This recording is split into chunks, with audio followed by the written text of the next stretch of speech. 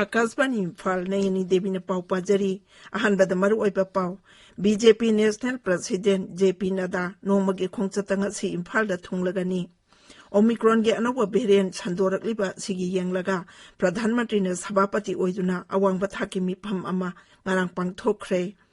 Christmas कुमाई मांगोइना ngasi pangthokadaba Christmas eve की थौरम कोविड की जन कांगलोन ngakna pangthoknaba लुचिंगबसिंगना तकसिली अमसुंग लेबाक असिदा हुजुक फावदा कोविड-19 की वैक्सीन डोज कोटी 4,19,138 हेना कापख्रे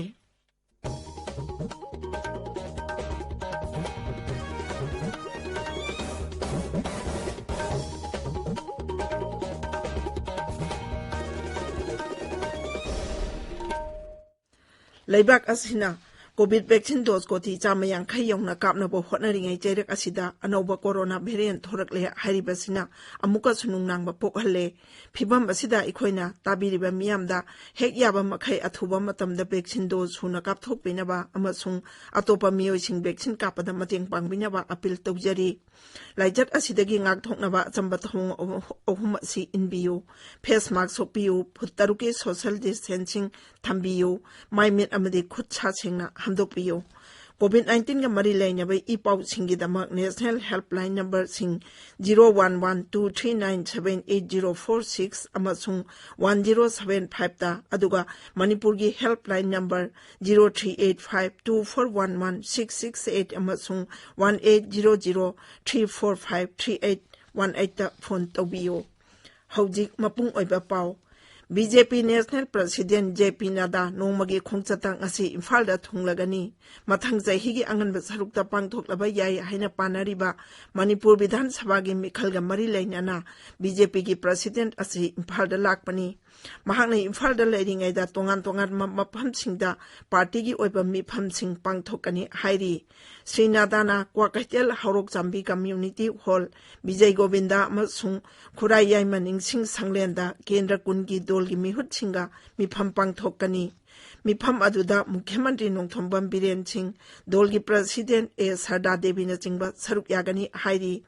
बीजेपी की नेशनल प्रेसिडेंट ना महिला रैली सिंगदा वांगांगा दौरी मफम सिंगदा मुख्यमंत्री नोंथोंबम बीरेन अमसुंग दोल की लुचिंबा सिंग चतुना ngarang yengsinki लेबाक असिदा कोविड-19 की हौजिक ओरिबा फिबम अमदी ओमिक्रॉन के अनौबा वेरिएंट संदोरकलिबा सिगी येंगलगा प्रधानमंत्री नरेंद्र मोदी ने सभापति ओइदुना अवांगबा ताकी मिफम अमा ngarang पांगथोकख्रे तोंगान तोंगानबा राज्य सिंह अमसुंग यूनियन टेरिटोरी सिंगना लाइचत असिगी मतंगदा लौखटलिबा थौरांग सिंग निंगथिना खंगलंगबा मरी लेनबा सिंगदा प्रधानमंत्री ने पाउताक पीखी लाइचत असी थेंगननबगीदमक हिदाक लांगथक ऑक्सीजन सिलेंडर सिंग यावना कंसेंट्रेटर वेंटिलेटर सिंग अमदी वैक्सीन की हौजिक लैरिबा स्टॉक की मतंगदसु मिफम अदुदा पुथोकदुना खनखी हक्सेल की लमदा थबक तौरिबा सिंगना फिबम असि कुपना येंगसिनबा पाउताक पीरदुना श्री मोदीना हाई मियांगी हक्सेल की फिबम हेना फगतनबा मियांगवा पुन्ना थबक तौमिननबसु हक्सेल की मियोइसिंगदा खंगनखी कोविड-19 खक्तना तना ओमिक्रॉन के अनौबा वेरिएंट संदोरकलिबा सिगी येंगलगा तुंगदा लाकदबा मतम सिंगदा लाइचत असि निंगथिना थेंगनबा ngamnaba अकनबा थबक लौखटकदबनी हाइनासु प्रधानमंत्री ना मरी लेनबा सिंगदा पाउताक पीखी प्रधानमंत्री नरेंद्र मोदी की थागी ओइना आकाशवाणी की थोंगदा संदोकपा मन की बात था असिगी कुंतरुकता संदोकनी मसी प्रधानमंत्री की मन की बात की मरफुमरी सुबह एडिशननी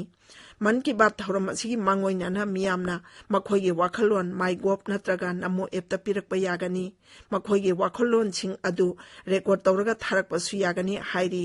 ट्विटर दा थागतपा वारोल अमदा प्रधानमंत्री ना हाई महाकना लेबाक असिगी मियामगी वाखलोन ताबा पामी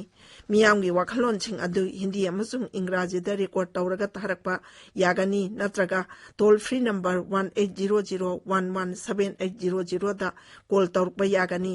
टेलीफोन लाइन असिंग असि फावा हांगनी मियांग टेलीफोन नंबर 1922 दा मिस कॉल पीरगा मदुदा फंगबा लिंक अदुदा मकोइगे वाखलोन फोंदोरकपसु यागनी हाइरी ताबिरिबा पावसी आकाशवाणी फालदगिनी क्रिसमस कुमाई मांगोइना ngasi पांगथोकदबा क्रिसमस इव की थौरमसिंग कोविड-19 के जन कांगलोन ngakna पांगथोकनबा तोंगान तोंगान मलुचिंगबसिंगना तकसिली प्रभुजी सुना पोखिबा अहिंगी मतमदा पांगथोकदबा थौरमदा मियामना सरकारना पीबा कोविड-19 की चना कांगलोन निथिना ngaknaba हाइरी Christmas कुमाइगा मरी लेना अवांग नोकपोक राज्य सिंह लेरिबा तोंगान तोंगानबा चर्च सिंह सरकार के मदिलानाई बिल्डिंग सिंह दुकान सिंह अमसुंग कैथेल सिंह मई थांदुना क्रिसमस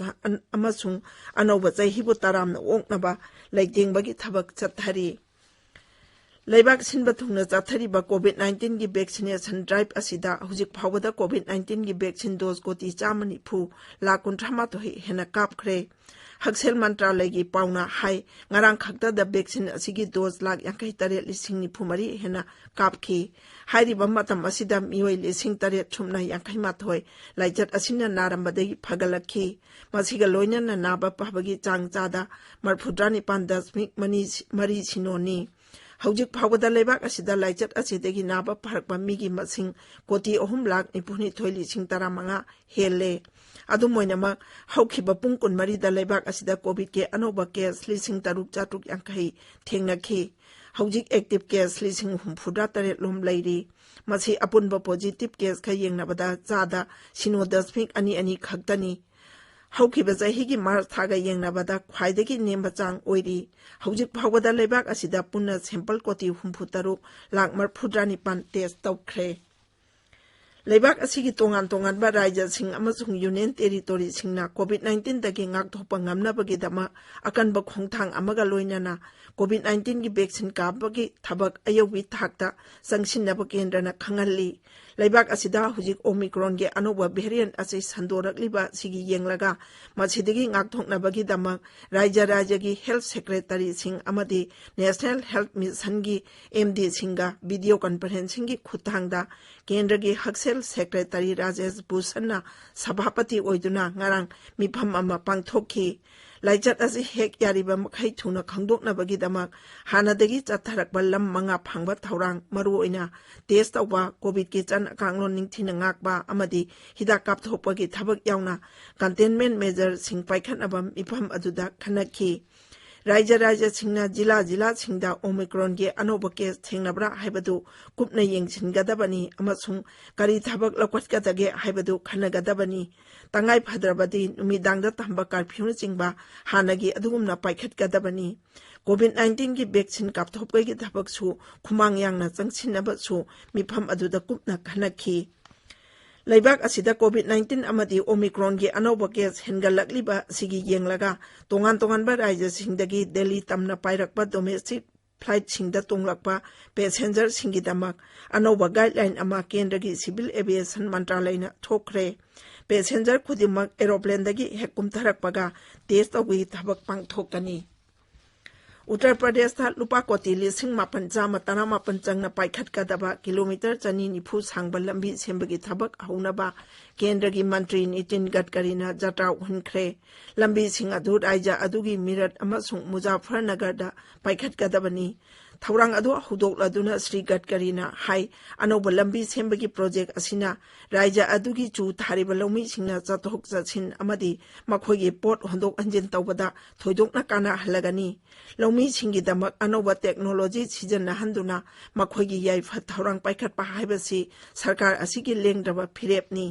महाकना हाई लौमी सिंहगी तोंगान तोंगानबा थौरांग कया पाइखटलिबा असिना लौमी सिंहना मसा मरोमदोम सेंथोक लैहंदुना मखोगी हिंगबगी लंबी लाइथोक हनबा ngamlagani